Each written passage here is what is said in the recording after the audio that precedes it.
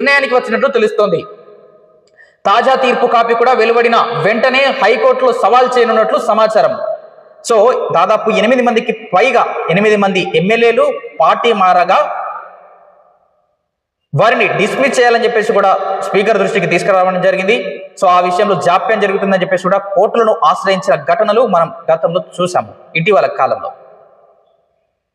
So supreme court సూచనల మేరకు speaker విచారణ చేపట్టడం జరిగింది.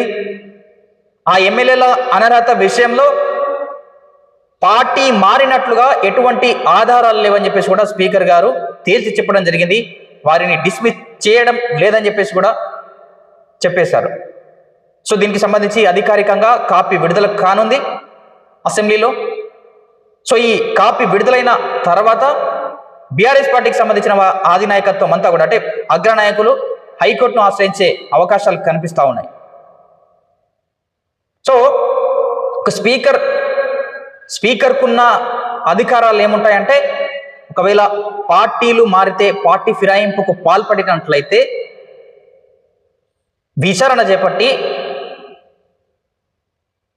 ఆ సంబంధిత పార్టీ మారిన వ్యక్తిని డిస్మిస్ చేసే హక్కు రైట్స్ స్పీకర్కు ఉంటాయి.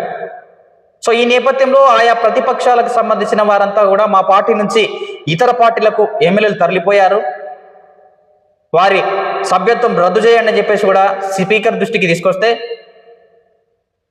లేదు దానికి సంబంధించి సరైన ఆధారాలు లేవని చెప్పేసి కూడా దాన్ని కొట్టివేయడం జరిగింది.